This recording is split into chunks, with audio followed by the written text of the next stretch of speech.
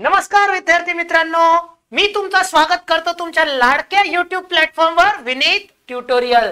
तर बेटा आता आली आहे ती वेळ जिथं प्रत्येक 5th सेमिस्टरचा जो विद्यार्थी आहे तो एक्साइटेड असेल, डेफिनेटली असेल, कारण की जे तुम्ही आता स्कोर करणार आहे त्या स्कोरच्या भरोशावर बेटा तुमची इंजिनिअरिंग मध्ये ऍडमिशन होणार आहे। मला माहिती आहे तुमच्या मनात कितीतरी प्रश्न येत असतील। आता सगळ्यात पहिला प्रश्न, सर आमच्याकडं वेळची खूपच जास्त कमतरता आहे, आमचं सुरुवातीला अभ्यास झालेला होता, त्याच्यानंतर जे सबमिशन मुळे ब्रेक आला आहे त्याच्यामुळे आमचं काहीच रिव्हिजन झालेलं नाही सर, आमच्याकडं वेळ खूप कमी आहे सर, आम्हाला काहीच समजत नाही, आता फक्त 4 दिवस राहिलेले आहे आणि आम्हाला काहीच समजत नाहीये सर, फक्त 3 दिवस राहिलेले आहे, खूप कमी वेळ आहे सर, फक्त सांगून द्या आता फक्त आम्ही काय करू जेणेकरून आम्ही आरामात चांगले मार्क आपल्या येणाऱ्या ऑटोमोबाईल इंजिनिअरिंगच्या सब्जेक्ट मध्ये घेऊ शकतो।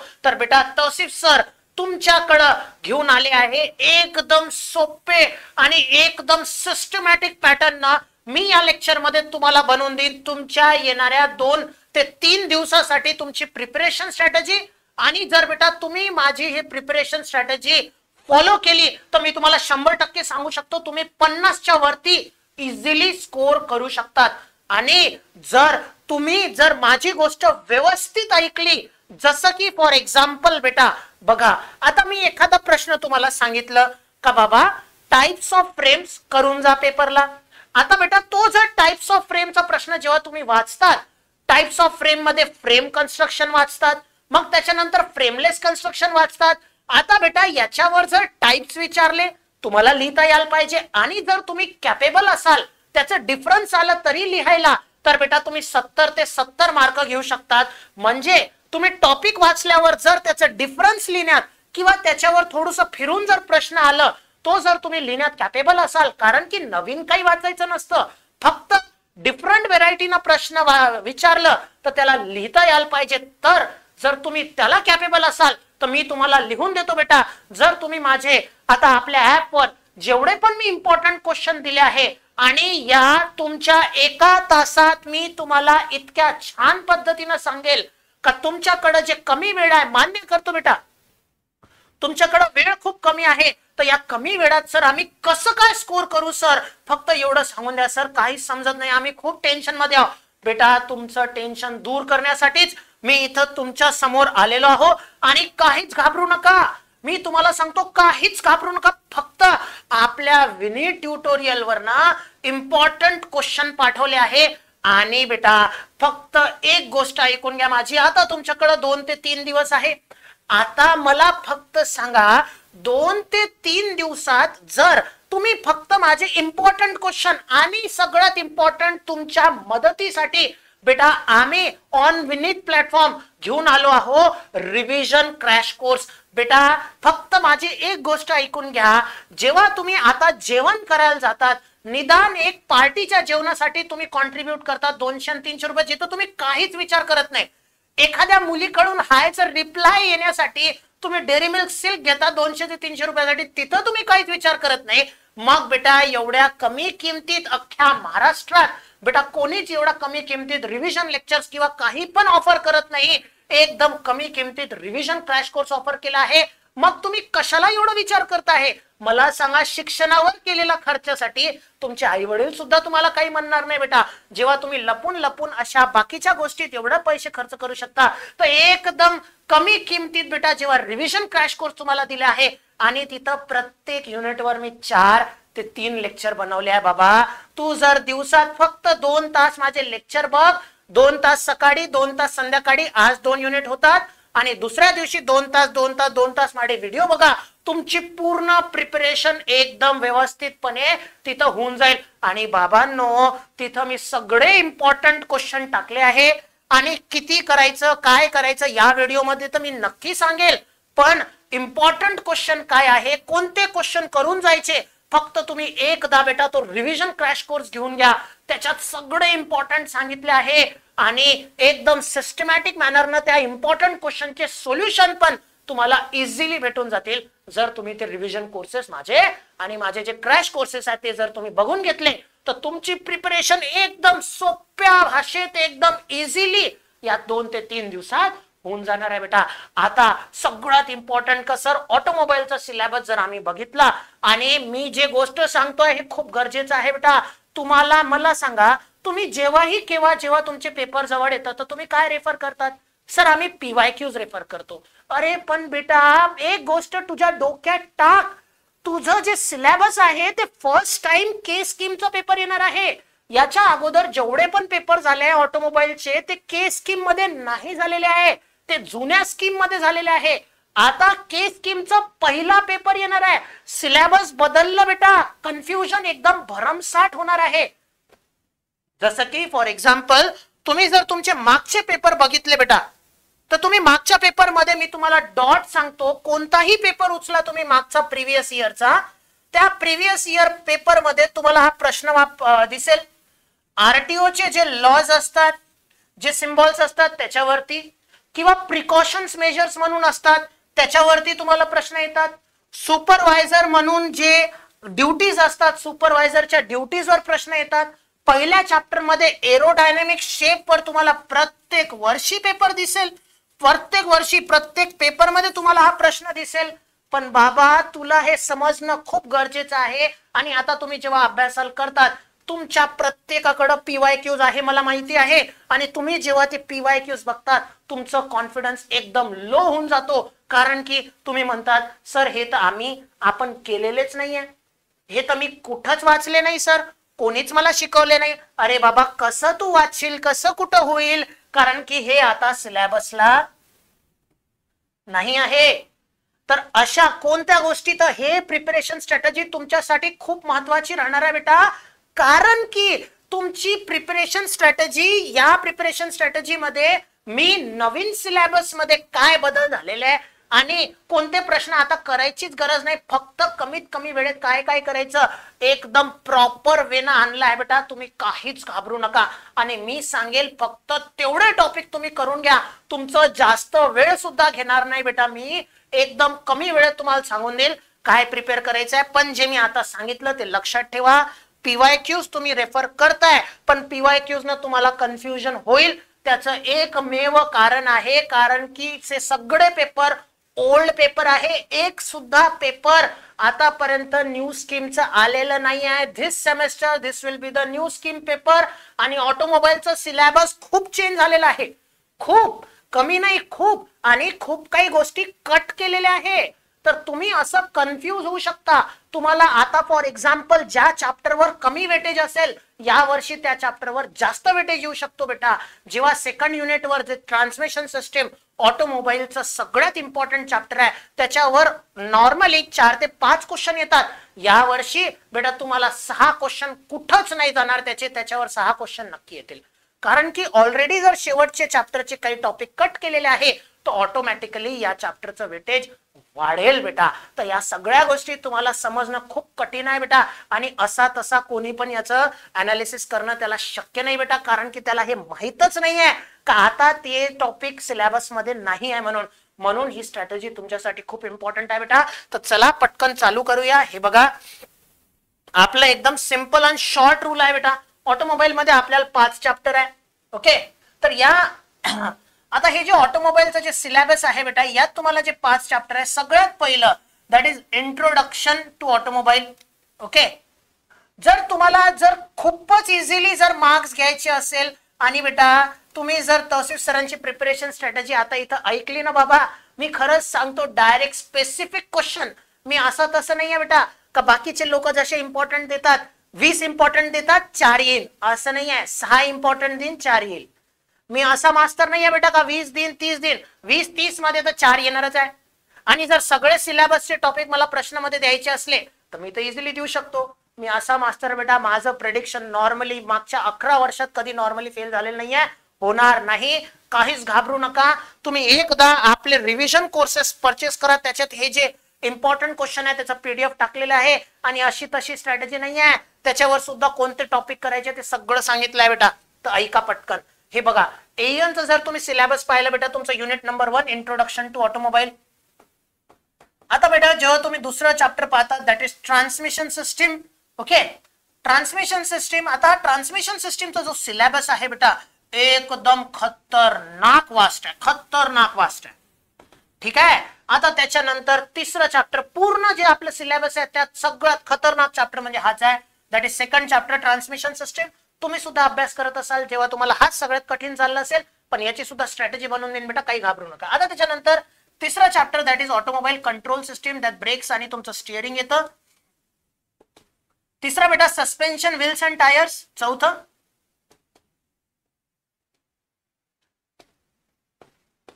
आणि पाचवं टॉपिक बेटा तुमचं that is automobile electrical system. एवढे तुम्हाला चॅप्टर्स आहे, हे तर तुम्हाला 100% माहिती आहे, पण मी जे सांगतोय ते व्यवस्थित ऐका बेटा. हे बघा, कंट्रोल सिस्टीम मध्ये तुम्हाला 2 चॅप्टर शिकायचे. कोणते? ब्रेक्स आणि स्टिअरिंग. आता या सस्पेन्शन व्हील्स अँड टायर मध्ये सस्पेन्शन पण शिकायचं आहे, व्हील बॅलन्सिंग, व्हील अलाइनमेंट शिकायचं आहे, तुम्हाला टायर शिकायचं आहे. त्याच्यानंतर इलेक्ट्रिकल सिस्टीमचा तुम्ही जर सिलेबस बघितला ना बेटा, तर याचा सिलेबस पूर्ण सिलेबस मध्ये सगळ्यात कमी आहे. सगळ्यात कमी जर सिलेबस असेल तर तहसील सर जे स्ट्रॅटेजी बनवून ठेवतात ना बेटा, आता तुम्ही काय करतात, तुम्ही 5 युनिटचा अभ्यास करतात. सगळ्यात बेटा जे तुमचं चुकतं ते चुकतं काय, तुम्ही सुरुवातीला पहिलं चॅप्टर करता, मग दुसरं करता, मग तिसरं करता, मग चौथं करता, मग 5वं करताय. इथंच तुम्ही चुकताय. कारण की बेटा तुम्ही जर सेकंड चॅप्टर जर ऑटोमोबाईलचं करायला गेले तर त्याला 1 दिवस लागून जातो आणि तुम्ही ठरवता का एका दिवसात 3 चॅप्टर व्हायला पाहिजे. आता 1 चॅप्टर झालं आणि 4 चॅप्टर बाकी आहेत, त्याच्या टेन्शन मध्ये दुसऱ्या दिवशी तुमचं काहीच अभ्यास होत नाही. म्हणून तुमचं कॉन्फिडन्स वाढवण्यासाठी मी जे स्ट्रॅटेजी सांगतोय नेहमी लक्षात ठेवा बेटा. सुरुवातीला करताना तुम्ही हा चॅप्टर करा, इंट्रोडक्शन टू ऑटोमोबाईल. यात मी एकदम माझ्या इम्पॉर्टंट क्वेश्चन मध्ये फिक्स्ड क्वेश्चन सांगितले आहे आणि या प्रिपरेशन स्ट्रॅटेजी मध्ये पण तुम्हाला मोजके टॉपिक देईल. फक्त 4 टॉपिक करून जावा पेपरमध्ये, 4 पैकी 3 प्रश्न येणारच आहे. असा मास्टर तुम्हाला पूर्ण भारतात भेटणार नाही जो फक्त म्हणताय 4 प्रश्न कर, 4 मधून 3 पेपरमध्ये येईल, आहे ना. तर बेटा एवढं फिक्स सांगतोय आणि नाही काही घाबरू नका का सर तुमची स्ट्रॅटेजी फेल झाली तर नाही होणार. मी तुम्हाला डायरेक्ट लिहून देतो, होणारच नाही, शक्यच नाही, शक्यच नाही. तुम्ही फक्त काय करा, इंट्रोडक्शन टू ऑटोमोबाईल करून घ्या. लिस्ट सिलेबस आहे याचं सगळ्यात कमी, आणि काही वेळ जास्त देऊ नका बेटा याला. मी फक्त जे मोजके टॉपिक सांगेल तेवढे करून घ्या आणि इथं वेटेज मस्त चांगला आहे, तुम्हाला 10 ते 12 मार्क इथे इझिली भेटून जातात. आता हा जो चॅप्टर आहे हे मी मान्य करतो बेटा 20 मार्क्सचा आहे, पण याला बेटा वेळ पण खूप जास्त लागतो आणि हा चॅप्टर करायचा सगळ्यात शेवटी. कधी पण अभ्यास करताना याचा सिलेबस खूप वास्ट आहे, याला करण्यात खूप लागते वेळ बेटा. आणि जसा जसा पेपर जवळ येतो तर तुम्ही जोर लावता बेटा, आणि सुरुवातीला तुम्ही जोर लावत नाही, पण तुमचं कॉन्फिडन्स वाढलं पाहिजे, तुमचे जास्त चॅप्टर व्हायला पाहिजे कमी वेळेत. तर त्याची एकच स्ट्रॅटेजी आहे, पहिला हा युनिट नंबर तुम्ही 1 करा, त्याच्यानंतर सरळ सरळ तुम्ही युनिट नंबर 5 करा.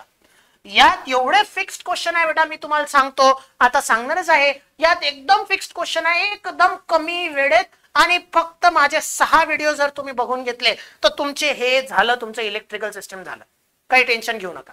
आणि इलेक्ट्रिकल सिस्टमचं सिलेबस एकदम कमी आहे आणि मार्क्स एकदम इझिली भेटू शकतात. तुमची स्ट्रॅटेजी चुकते बेटा. तुम्ही काय करता, ट्रान्समिशन सिस्टीमवर दिवसभर घालवसाल आणि त्याच्यानंतर जेव्हा इथं येसाल इथं तुम्हाला वेळच उरणार नाही. नंतर रिअलाइज होईल का इथं जर फक्त याला जर दिवसभर दिलं 12 तास, याला फक्त 2 तास दिलं असतं तर माझं प्रिपरेशन इझिली झालेलं असतं. तर लक्षात ठेवा, सगळ्यात पहिले करताना हा चॅप्टर करा, नंतर हा चॅप्टर करा. आता त्याच्यानंतर बेटा हे जे 3 चॅप्टर तुमचे उरलेले आहे, आता तुम्हाला शेवटी करायचं आहे. हे 2 मी तुमच्यावर सोडतो, कारण की यांचं syllabus one and the same thing आहे, सेम आहे, काही जास्त सेम म्हणजे डिफरन्स नाही आहे. आता ज्याला जो इझी जात असेल तो पहिले करून घ्या. ज्याने करून काय होईल बेटा, फॉर एक्झाम्पल याच्यातून तुम्हाला इझी चाललं हे सस्पेन्शन व्हील्स अँड टायर्स, तर हे करून घ्या. पहिले तुम्ही हा चॅप्टर करा, शेवटी हा करा, हा करा. हे एका दिवसात 3 चॅप्टर इझिली होऊन जातात, इझिली. हा चॅप्टरचं फक्त 2 तासात होईल बेटा तुमचं. हा चॅप्टर 2 तासात होऊन जाईल, याला 3-1 तास लागेल. आणि दिवसात 7 ते 8 तास तर तुम्ही आज अभ्यास करणारच आहे. 7 ते 8 तासात तुमचे हे होऊन जातील. आणि दुसऱ्या दिवशी तुम्ही 3 तासात याच्यात करा आणि बाकी वेळ याला द्या, तुमचं इझिली होऊन जाईल. आणि तुम्ही म्हणताय सर 2 तासात तर आमचं बरोबर काय 2 टॉपिक पण होत नाही. अरे बाबा, मी तुला स्पेसिफिक सांगतोय ना, तेवढंच टॉपिक कर. तुला टेन्शन पण काय आहे, तुला मी सांगतोय तेवढेच टॉपिक तू करून जा. आता बेटा काय कसं किती वाचायचं आता सांगितलं तसंही ही स्ट्रॅटेजी नेहमी लक्षात ठेवा बेटा, जेणेकरून काय होईल, तुमचा अभ्यास पटकन होईल. सुरुवातीला जर तुमचे 3 युनिट झाले एकाच दिवशी तर तुमचं कॉन्फिडन्स वाढेल का जाऊ दे बाबा माझे 2च चॅप्टर बाकी आहे, 2 चॅप्टर तर मी आरामात करून घेईन. समजलं का नाही बेटा? तर ही गोष्ट लक्षात ठेवा. आता पटकन पुढची गोष्ट. ठीक आहे, कसं आता करायचं तर काय करायचं? तर लक्षात ठेवा बेटा, जेव्हाही तुम्ही फर्स्ट युनिटचं प्रिपरेशन करणार आहे तर तहसील सर्व डोळे झाकून विश्वास करून पेपरले चालले जावा आणि मोजून फक्त हे 5 टॉपिक करून घ्या. तसे तर लिहितोय हे 5 टॉपिक, हे 5 टॉपिक करून घ्या. 5 प्रश्न देतो आहे आणि त्या 5 प्रश्नापैकी 4 प्रश्न पेपर मध्ये ऍज इट इज येणार आहे. फक्त तुम्ही कॅपेबल पाहिजे. कॅपेबल कशासाठी पाहिजे का? फॉर एक्झाम्पल मी इथं म्हटलंय व्हेकल लेआउट. व्हेकल लेआउट मध्ये मी 2 प्रकारचे लेआउट तुम्हाला सांगतोय, front engine front wheel drive आणि front engine rear wheel drive आणि तिसरं 4 व्हील ड्राईव्ह. आता जेव्हा मी तुम्हाला हे 3 लेआउट सांगतोय बेटा, जेव्हा तुम्ही जर हे 3 लेआउट वाचले तर तुम्ही कॅपेबल असले पाहिजे का त्याचा डिफरन्स पण लिहिता यायला पाहिजे. म्हणजे मी तुम्हाला फक्त टॉपिक सांगतोय, तुम्ही कॅपेबल पाहिजे का त्याचं एक्सप्लेनेशन. आणि बेटा तुम्ही आता 3rd इयरला आहात, जर तुम्ही फर्स्ट इयरला असते तर वेगळी गोष्ट आहे. आता तुम्ही 3rd इयरला आहात बेटा आणि 3rd इयरला तर एवढी कॅपेबिलिटी तर झाली तुमची का एखादं टॉपिक वाचलं आणि दुसरं टॉपिक वाचलं सर तर कंपॅरिझन करून आम्ही करून घेतो, त्याला काही कंपॅरिझन वाचण्याची गरज नाही. आणि जर तुम्ही असे कॅपेबल असाल तर मी तुम्हाला बॉन्ड पेपरवर लिहून देतो, तुम्ही माझ्या इम्पॉर्टंट थ्रू इझिली 60च्या वरती इझिली घेऊ शकतात. काहीच टेन्शन घेऊ नका, काहीच टेन्शन घेऊ नका. ऍज इट इज वाटल्या ज्या दिवशी पेपर होईल मी येईल लाईव्ह आणि मी हे सगळं सांगेल का हे माझे इम्पॉर्टंट होते, हे पेपरचे क्वेश्चन होते, बघून घे बाबा मी सांगितलं होतं 50च्या वरती ऍज इट इज येणार आहे. आणि जर तू डिफरन्स मी इथं लिहिलेलं नाहीये, जर तू डिफरन्स केले व्यवस्थित तर तू आरामात पूर्णचा पूर्ण पेपर इझिली क्लिअर करून घेशील. तर लक्षात ठेव बेटा, आता तुला फक्त बेटा ऑटोमोबाईल या चॅप्टर मध्ये तुला किती चॅप्टर म्हणजे किती टॉपिक करायचे आहे तर सरळ सरळ सांगून ठेवतो बेटा. तर बेटा तुमच्या फर्स्ट चॅप्टर मध्ये फक्त तुम्ही 5 टॉपिक करून घ्या. आणि ते 5 टॉपिक कोणते आहे तर बेटा कोणत्याही पेपर मध्ये तुम्हाला ऑटोमोबाईल मध्ये एक प्रश्न 1000% कन्फर्म आहे आणि तो आहे कंपोनेंट्स ऑफ ऑटोमोबाईल.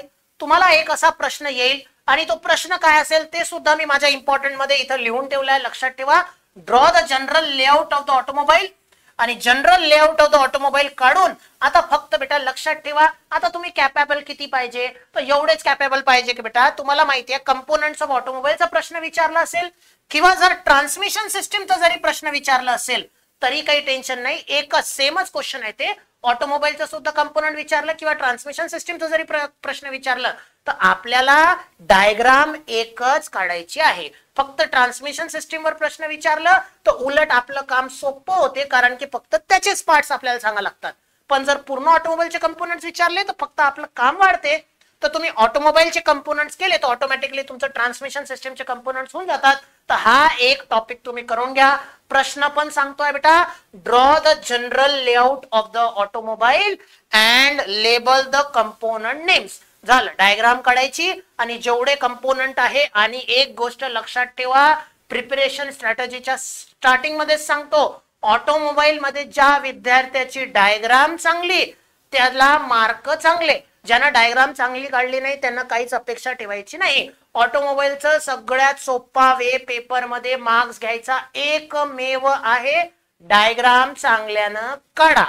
असं म्हणू नका डायग्राम कठीण आहे. मी माझ्या रिव्हिजन लेक्चर मध्ये, माझ्या रेग्युलर लेक्चर मध्ये डायग्राम सोप्या पद्धतीने कसे काढायचे ते सुद्धा विद्यार्थ्यांना सांगितलंय. तर लक्षात ठेवा, हा एक क्वेश्चन तुम्ही करून घ्या.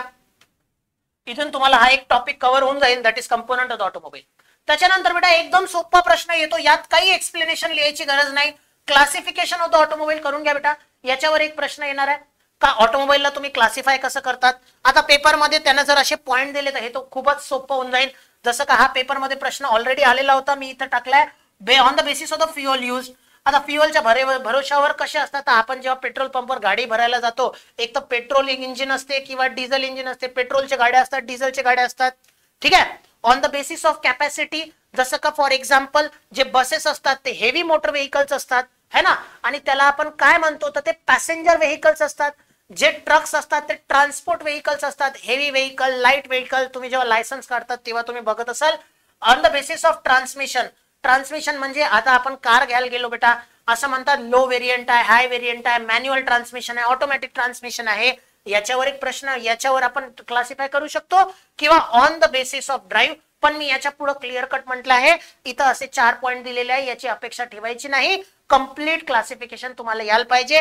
8 किंवा 7 असे टॉपिक आहे ज्याच्यावरती बेटा ऑटोमोबाईल क्लासिफाय होतात.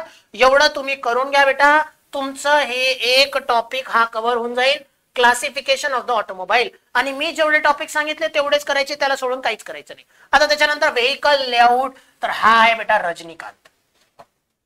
ठीक आहे, आणि एवढं खतरनाक बेटा इम्पॉर्टंट बनवले आहे मी, इथं रेड कलर न टाकले. हे रेड कलर म्हणजे उद्याच्या पेपरमध्ये आहे. माझे रेड कलरचे क्वेश्चन पेपर मध्ये आहे. मी वाटल्यास पेपर झाल्यानंतर तुमच्या लाईव्ह सेशन वाटल्यास संध्याकाळी ठेवेल आणि सांगेल हे बघा माझे इम्पॉर्टंट आणि हे बघा तुमचं पेपर. हे मी उलट लाईव्ह येऊन तुम्हाला सांगेल बेटा बघून घ्या. हे बघा व्हेकल लेआउट.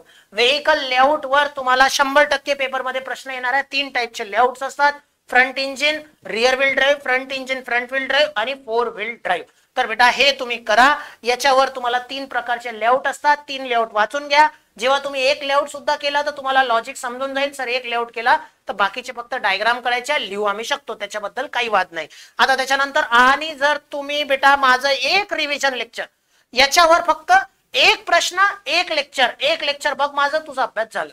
फक्त फास्ट फॉरवर्ड कर, 20 मिनिटाचं लेक्चर बघ, तुझं काम झालं, तू पेपर मध्ये इझिली लिहू शकतं. तर पटकन जा बेटा आणि रिव्हिजन लेक्चर तुम्ही बघून घ्या. माझे आमच्या क्रॅश कोर्स मध्ये खूपच कमी किमतीत तिथं दिलेले आहे. त्याच्यानंतर बेटा चौथा टॉपिक ज्याच्यावर प्रश्न येईल आणि माझं प्रेडिक्शन कधीच फेल होत नाही, वाटल्यास तुमच्या पेपरमध्ये हा प्रश्न बघून घे जा. फ्रेम आणि फ्रेमलेस कन्स्ट्रक्शनचं डिफरन्स येईल बेटा तुम्हाला पेपरमध्ये. ठीक आहे, तर चेसिस फ्रेमचे 2 टाईप असतात, एक फ्रेम असते आणि एक फ्रेमलेस असते. याच्यावर प्रश्न येईल बेटा. आता त्याच्यानंतर काही विद्यार्थी याच्यावर कन्फ्यूज आहेत, ते सुद्धा सांगतो. तुम्ही जर मागचे प्रिव्हियस इयर पेपर उचलले तर त्याच्यावरती एरोडायनेमिक शेपवर प्रश्न आहे आणि तुम्हाला यावर्षी एरोडायनेमिक शेपवर प्रश्न येणं शक्यच नाहीये. त्याचं कारण सरळ आहे बेटा, कारण की तो ओल्ड सिलेबस मध्ये होता, न्यू सिलेबस मध्ये नाहीये. आता काही विद्यार्थी जेव्हा PYQs करतात तर तुम्ही कन्फ्यूज होणारच आहे. तुम्ही अशा गोष्टीत वेळ घालवत आहे. आता एरोडायनेमिक शेप करायला कमीत कमी 1 ते 1.5 तास लागते. वेस्ट ऑफ टाइम आहे, पेपर मध्ये येणारच नाही. का बरं? कारण की तो सिलेबसलाच आहे. आणि जर चुकून आला तरी मार्क्स टू ऑल, कारण की आउट ऑफ सिलेबस आला तर तुम्हाला 4थ्या सेमेस्टरचा एक्सपिरियन्स आहे बेटा. एखादा क्वेश्चन म्हणजे सिलेबसच्या बाहेर आलं तर मार्क तसेच पडणार आहे. एरोडायनेमिक शेप लिहिलेलंच नाही सिलेबस मध्ये. तर हे झालं. आता काही विद्यार्थी मला असं पण म्हणतील का सर तुम्ही तर म्हणता नाही येणार आहे आणि जर उद्याच्या ते आमचे जे निराली आणि टेकमॅक्सचे बुक आहे त्याच्यात तर दिलेलं आहे. अरे बाबा, त्यांनी कॉपी पेस्ट केलं, त्यांना एवढं सुद्धा वेळ भेटला नाही सिलेबस बघण्यासाठी का त्यात तिथं एरोडायनेमिक शेप एवढेच नाहीये म्हणून. तर याच्यावर काही प्रश्न येणार नाही. एरोडायनेमिक शेप करण्यासाठी काही वेळ घालवू नका.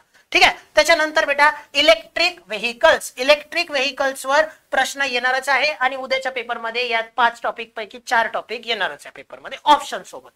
ठीक आहे, तर फक्त हे 5 टॉपिक करून घ्या, तुमचं युनिट नंबर 1 होऊन जाईल. आणि जर 5 टॉपिक तर सांगतोय, पण जर तुम्ही आमचं रिव्हिजन कोर्स परचेस केलं बेटा, आमचं क्रॅश कोर्स परचेस केलं तर त्याच्यावर इव्हन प्रश्न कसा येईल ते सुद्धा सांगून ठेवलं आहे का. Explain the working of electric vehicles आणि त्याच्या टाइप्सवर तो प्रश्न येईल, हे इथं मी लिहून ठेवलंय.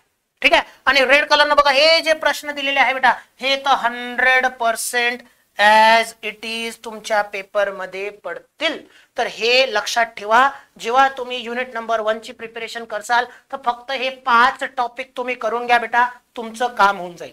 ठीक आहे. आता त्याच्यानंतर बेटा जेव्हा तुम्ही येसाल सेकंड युनिट मध्ये, आणि ऑलरेडी मी स्ट्रॅटेजी सांगितली आहे.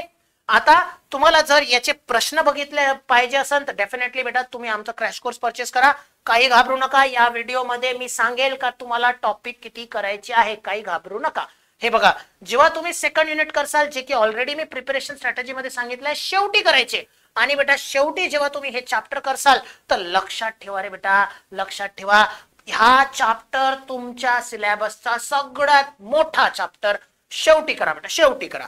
आणि जेव्हा तुम्ही हा सेकंड चॅप्टर करसाल तर तुम्हाला एकदम फिक्स्ड क्वेश्चन सांगून देतो. जेव्हा याची स्ट्रॅटेजी प्रिपेअर जेव्हा अभ्यास करसाल तर काही 1 to लास्ट पर्यंत येऊ नका बेटा.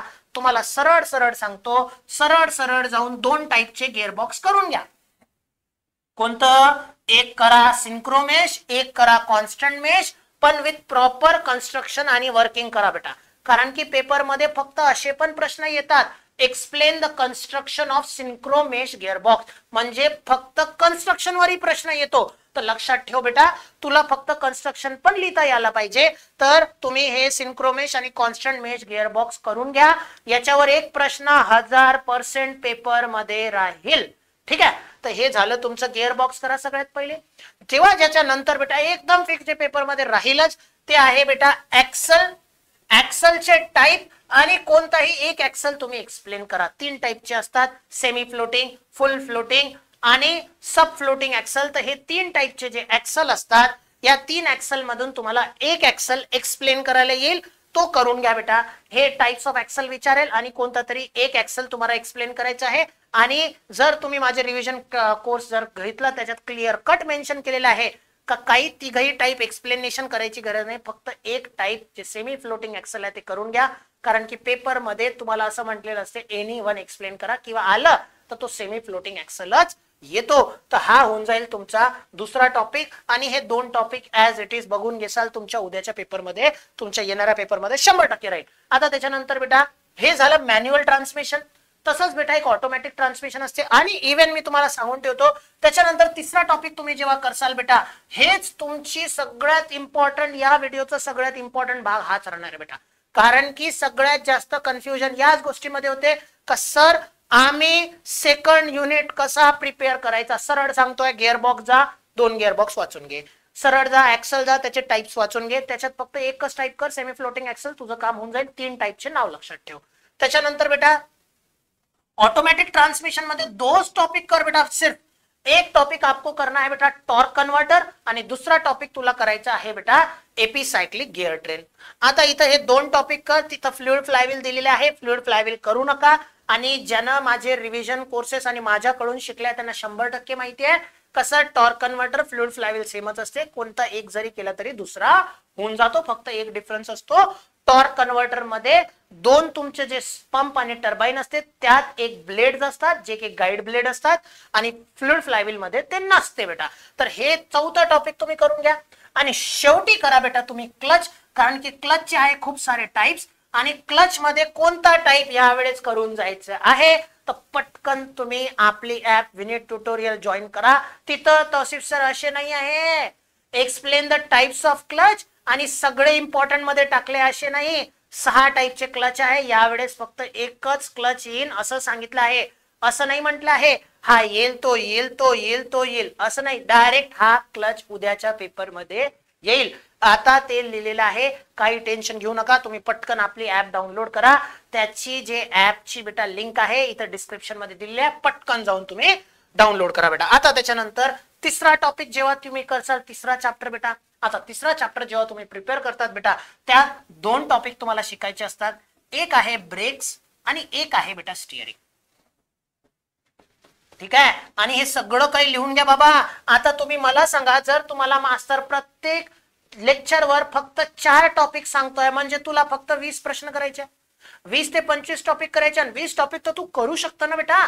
एका तासात तुनं जर 2 टॉपिक जरी पकडले तर 10 तासात तुझा अभ्यास होते. एका दिवशी 5 तास, दुसऱ्या दिवशी 5 ते 6 तास तुझा अभ्यास झाला बाबा. ठीक आहे, आणि जर कठीण चाललं असेल पटकन आपले रिव्हिजन कोर्सेस बघ, एकदम आरामात होऊन जाईल तुझं. आणि दुसरी गोष्ट बेटा ब्रेक्स, ब्रेक्सच्या नंतर बेटा दुसरं part that is steering. Okay, तर या चॅप्टर मध्ये तुम्हाला हे 2 पार्ट शिकायचे आहे. आता स्टिअरिंग बेटा खूप काही आहे. स्टिअरिंग लिंकेजेस आहे, स्टिअरिंग गिअर आहे. तर तुम्ही बेटा फक्त एक टाइपचं स्टिअरिंग गिअर करून ठेवा. स्टिअरिंग गिअर 2 टाइपचे असतात. एक असते रिसर्क्युलेटिंग बॉल स्टिअरिंग गिअर, आणि एक असते बेटा तुमचं rack and pinion steering gear. तर बेटा रॅक आणि पिनियन स्टिअरिंग गिअर आणि रिसर्क्युलेटिंग बॉल स्टिअरिंग गिअर याचे बेटा तुम्ही दोघही टॉपिक करून घ्या. या 2 गिअर पैकी एक गिअर पेपर मध्ये कन्फर्म येणार आहे. त्याच्यानंतर बेटा दुसरं टॉपिक तुम्ही करून घ्या स्टिअरिंग जॉमेट्री.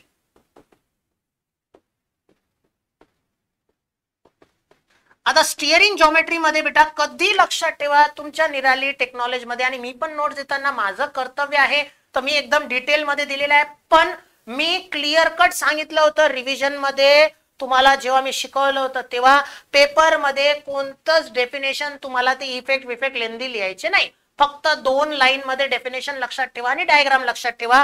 5 अँगल असतात, camber, caster, toe in, toe out, त्याच्यानंतर स्टिअरिंग ऍक्सिस इन्क्लिनेशन किंवा किंग पिन इन्क्लिनेशन. ते 5 अँगल करून ठेवा. 2-2 लाईन मध्ये डेफिनेशन करा. वेळ जास्त देऊ नका, नाही तर एखाद्यानं जर बुक्स उचलली आणि त्याचे जर इफेक्ट वाचत गेला पूर्ण पेज भरून तर त्याला कन्फ्युजन होणार नाही. पेपर मध्ये फक्त 2-2 लाईनचे 5 डेफिनेशन येतात. एक मार्काची एक डेफिनेशन म्हणजे 4 मार्क इझिली भेटून जातात. पण परत सांगतोय, ऑटोमोबाईल मध्ये त्याला मार्क चांगले ज्याची डायग्राम चांगली. तर तुम्ही सगळ्यात पहिले माझी ऐका, स्टिअरिंग करून घ्या.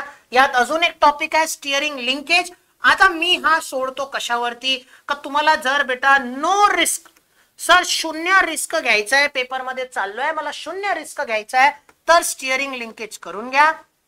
ठीक आहे. पण लक्षात ठेवा, स्टिअरिंग लिंकेज जेव्हा तुम्ही करसाल तर स्टिअरिंग लिंकेज जर सोडताय तर यात रिस्क राहील बेटा, कारण की हा पण पेपर मध्ये येऊ शकतो. खूप सोपा टॉपिक आहे. तर तुम्ही फक्त स्टिअरिंग गिअर 2 टाईपचे असतात, रॅक अँड पिनियन आणि रिसर्क्युलेटिंग गिअर. त्याच्यानंतर बेटा स्टिअरिंगची जॉमेट्री असते आणि स्टिअरिंगचे लिंकेज 2 प्रकारचे असतात, इंडिपेंडेंट सस्पेन्शन आणि रिजिड ऍक्सल सस्पेन्शन. फक्त एवढं करून घ्या, तुमचं स्टिअरिंग होऊन जाते. त्यात सगळ्यात इम्पॉर्टंट तुमचं स्टिअरिंग गिअर. त्याच्यानंतर स्टिअरिंग वाटल्यास ठीक आहे, इथं इम्पॉर्टंट मी खाली लिहिलेलं नाही पण लिहून देतो. तुमचं हे पेपर मध्ये उद्या प्रश्न राहील 100%. उद्याच्या पेपरमध्ये तुमचं जेव्हा पेपर येईल ते 100% बघून घ्यायचं. तुम्हाला हे स्टिअरिंग जॉमेट्री विचारली असेल, टो इन टो आउट अँगल्स विचारले असेल.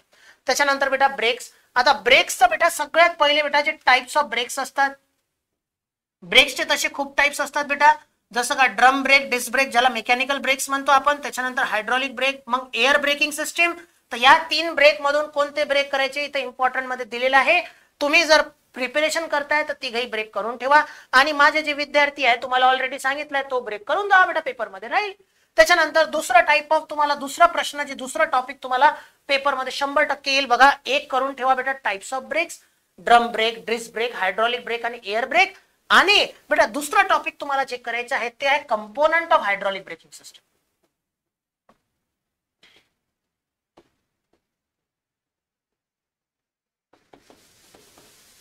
कंपोनंट ऑफ हायड्रॉलिक ब्रेक्स करून ठेवा बेटा, तुमचं हे काम होऊन जाते. आता त्याच्यानंतर बेटा तिसरं टॉपिक, पहिले टाइप्स ऑफ ब्रेक केलं, कंपोनंट ऑफ हायड्रॉलिक ब्रेक्स केले, आणि त्याच्यानंतर तिसरं टॉपिक ज्याच्यावर 100% पेपर मध्ये प्रश्न राहतो तो आहे अँटी लॉक ब्रेकिंग सिस्टीम. तर तुम्हाला जेव्हा अभ्यास करताय तर फक्त हे 6 टॉपिक करायचे चॅप्टर मध्ये. ज्या 6 टॉपिक पैकी इथं तर मी 4च लिहिलेल बघा, steering geometry, steering gear, components of hydraulic braking system, आणि इथं साइड मध्ये दिलेला आहे ABS, आणि त्याच्यानंतर any one type of brake. म्हणजे तुम्हाला इतक्या फिक्स्ड असा कोणताच मॅथ्स तर एकदम फिक्स नाही सांगा, फिक्स सांगतो बेटा. एक प्रकारचं ब्रेक पेपर मध्ये येईल, एक कंपोनंट्स येतील, एक स्टिअरिंग लिंकेज येईल आणि एक स्टिअरिंग जॉमेट्री येईल. ठीक आहे बेटा. चला आता त्याच्यानंतर फक्त एक छोटीशी रिक्वेस्ट करतोय बेटा, जर तुम्ही माझे लेक्चर जर आवडले असेल तर पटकन या व्हिडिओला लाईक करून घ्या आणि आपल्या मित्रांसोबत शेअर करून घ्या बेटा, त्यांना पण याचा फायदा होऊ द्या ना. कधीतरी सापडला जर पुढच्या म्हणजे पुढे कुठे जर सापडला काम करताना कुठच्या चांगल्या इंजिनिअरिंग कॉलेजमध्ये लागला, तुमची आठवण ठेवील का हो बाबा तू तौसिफ सरचं लेक्चर शेअर केलं होतं, मला ऑटोमोबाईलचं टेन्शन खूप येत होतं, आता माझं टेन्शन निघून गेलं.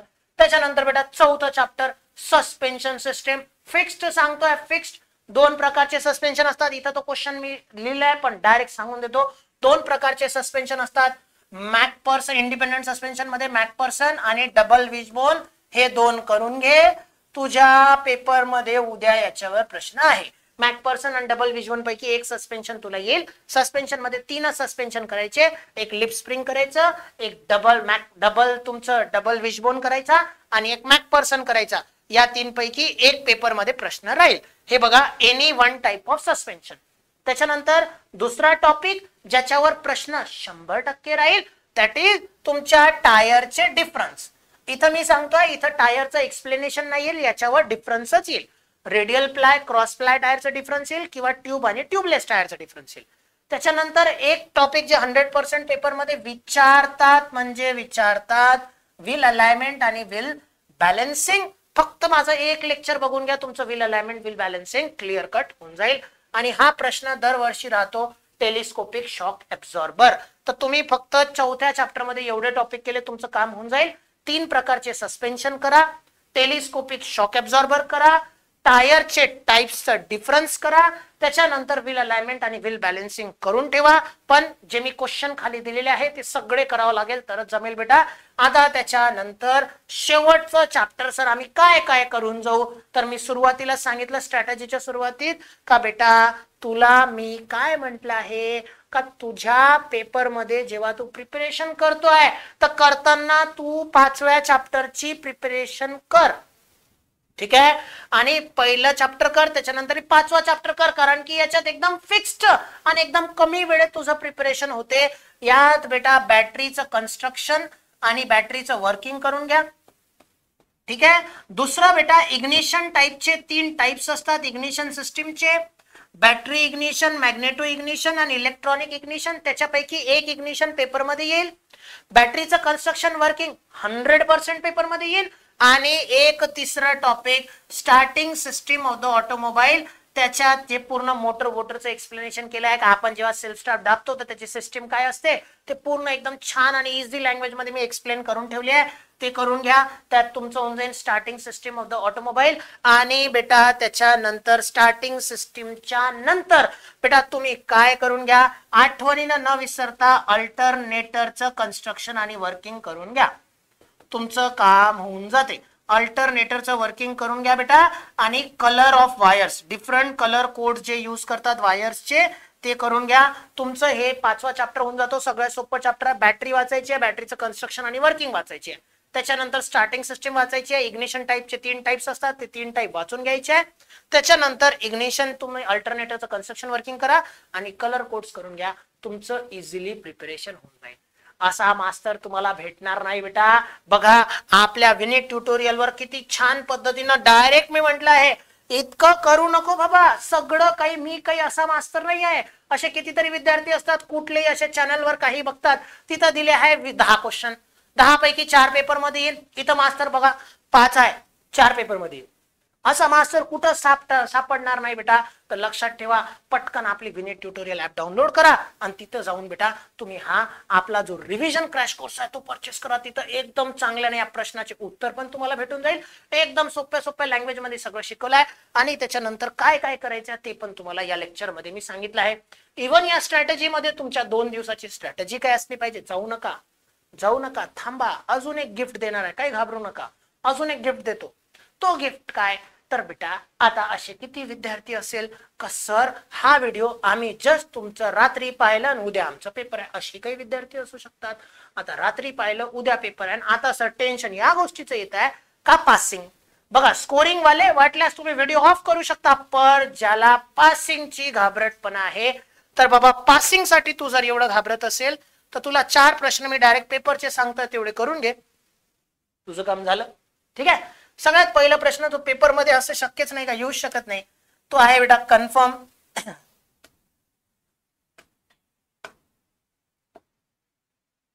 काहीच वेळ नसेल तर फक्त हे वाचून घ्या, तुमचं काम होऊन जाईल.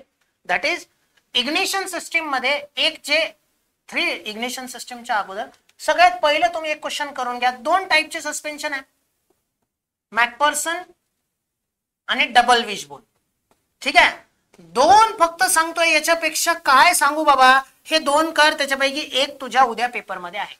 मॅकबोन सस्पेन्शन आणि डबल विशबोन सस्पेन्शन म्हणजे हे असा प्रश्न आहे, हे उद्या पेपर मध्ये राहणार म्हणजे राहणारच आहे. ठीक आहे, दुसरा प्रश्न वाटल्यास तुम्ही गिफ्ट घ्या माझ्याकडून. That is explain the construction and working of differential. हे राहील explain construction and working of differential. Differential राहील म्हणजे राहीलच बेटा. आणि याची डायग्राम एकदम व्यवस्थित करा. डायग्राम तुम्ही व्यवस्थित काढली, कन्स्ट्रक्शन व्यवस्थित लिहिलं, कोणी जास्त वर्किंग वाचत नाही. वर्किंग खूपच सोप्या भाषेत आपल्या नोट्स मध्ये मी दिलेली आहे. तर explain the construction and working of the differential हा तुम्ही प्रश्न करून घ्या, तुमच्या पेपरमध्ये राहील म्हणजे राहील. तिसरा प्रश्न तुमच्या पेपरमध्ये 100% राहणार आहे, स्टिअरिंगची जॉमेट्री. हे 5 अँगल असे तुमचे toe in toe out, that is camber, caster. हे तुम्हाला अंडरस्टेरिंग ओव्हरस्टेरिंगचे जे तुम्हाला जे कॉन्सेप्ट असतात ते फक्त 1-1, 2-2 लाईन मध्ये डेफिनेशन लिहून द्या, डायग्राम काढून या, 2 पेजचं एक्सप्लेनेशन लिहा. तुमचा 100% याच्यावर तुमचा एक प्रश्न होऊन जाईल. आणि 100% हा प्रश्न पेपर मध्ये येणारच आहे का बॅटरीचं कन्स्ट्रक्शन आणि बॅटरीचं वर्किंग एक्सप्लेन करा. बॅटरी कन्स्ट्रक्शन आणि बॅटरी वर्किंग हे तुम्ही एक्सप्लेन करा. याच्यावर प्रश्न येणारच म्हणजे येणारच. ठीक आहे, येईल म्हणजे येईलच बेटा. तर तुमचे हे मी 4 प्रश्न तर डायरेक्ट एकदम फिक्स सांगतो, याच्यापेक्षा जास्त पण सांगू शकतो, पण एकदम हे असे प्रश्न आहे हे येईल म्हणजे येईलच असं होऊ शकत नाही का याच्यावर प्रश्न येणार नाही. वाटल्यास अजून एक करून घ्या जे फिक्स्ड राहील. ईव्ही इलेक्ट्रिक व्हेकल म्हणजे काय होते, इलेक्ट्रिक व्हेकल के एडवांटेजेस डिसएडवांटेजेस. बस झालं. What is electric vehicle and what are the advantages and disadvantages of electric vehicle. आता याच्यात जर एखादा टाईप जर इलेक्ट्रिक व्हेकलचं विचारलं तर त्याचे 3 टाईप बघून घ्या आणि ते डायग्राम तुम्ही डायग्राम सुद्धा करून गेले तर एक्सप्लेनेशन तुम्ही पेपरमध्ये लिहू शकतात. हे फिक्स्ड क्वेश्चन पेपरमध्ये राहणार म्हणजे राहणारच बेटा. ठीक आहे, तर चला मी 100% बेटा माझे खूप खूप खूप बेस्ट विशेस आहे. सेमिस्टर भर आमच्या विनीत ट्युटोरियल वर बेटा तुम्ही जसं म्हटलं जेव्हा म्हटलं तसं तुम्हाला सगळ्या गोष्टी एवढ्या कमी किमतीत आम्ही प्रोव्हाइड केल्या होत्या. बघा तुम्हाला या बेटा तुम्ही नॉर्मली ऑफलाईन क्लासेस मध्ये 3000 4000 फीस पे करतात, आम्ही त्याला डिवायडेड बाय 10 डिवायडेड बाय 5 करून तुम्हाला एकदम कमी किमतीत कोर्स देतो बेटा. तिथं बघा रिव्हिजन प्रिपरेशन स्ट्रॅटेजी माझी तुम्ही जर लेक्चर बघितले असेल तिथं तर तिथे इव्हन मी प्रत्येक चॅप्टरला प्रिपेअर कसं करायचं आता नाही सुरुवातीला जेव्हा शिकवणं चालू केलं तिथून सांगत आलोय. माझे जे क्लासचे विद्यार्थी त्यांना हे सुद्धा घाबरायची गरज नाही. जर वेळेवर आम्ही कुठं पडायचं, अरे कुठं पडण्याची गरजच नाही. तुझं MSc तुझ्या युनिट टेस्टच्या अगोदर तुझं सिलेबस संपलं होतं आणि तुझे रिव्हिजन कोर्सेस पण मी खूप पहिले दिलेले आहे, तेव्हापासून त्यांची रिव्हिजन चालू आहे. तर बेटा नक्की तुम्ही जर आमचं विनीत ट्युटोरियलचं ऍप जर डाउनलोड केलं नसेल तर पटकन जा बेटा, तुमच्या चांगल्यासाठी ते ऍप आम्ही बनवलेलं आहे. नक्की विनीत ट्युटोरियलचं ऍप डाउनलोड करा आणि असंच बेटा माझे बेस्ट विशेस आहे. एकदम जोरात तुमचं प्रिपरेशन चालू ठेवा. ऑल द बेस्ट तुमच्या येणाऱ्या पेपरसाठी. लक्षात ठेवा एक शेवटची गोष्ट जाताना सांगेल, अव्हेंजर्स मूवी किंवा मार्वल्सची कोणतीही मूवी बघितली असेल तर एक गोष्ट नेहमी जीवनात लक्षात ठेवा, त्या मूवी कडून शिका का बेटा सुरुवातीपासून एंडचे अर्धा तास सोडलं तर ती मूवी बोरिंग असते, पण शेवटी अर्ध्या तासात असं काही तिथं दाखवतात का आपल्याला वाटते मार्वेल सारखे मूवी या जगात झालेलेच नाही. म्हणजे सुरुवात कशी जरी असेल पण जर एंड चांगला आहे तर पिक्चर सुपरहिट आहे. तशीच बेटा तुमची पिक्चर जर तुम्हाला सुपरहिट करायची असेल तर हे जे तुमच्या प्रिपरेशन लिव्हचे जे डेज आहे एकदम जोरात अभ्यास करा बेटा. ठीक आहे, आणि कुठेही काही डाऊट आलं तर मला कॉल करा, आमच्या विनीत ट्युटोरियल ऍप वर मेसेज करा, मी नक्की तुम्हाला रिप्लाय देईन. ठीक आहे बेटा, तर चला ऑल द बेस्ट तुमच्या एक्झाम साठी. भेटूया नेक्स्ट लेक्चर मध्ये.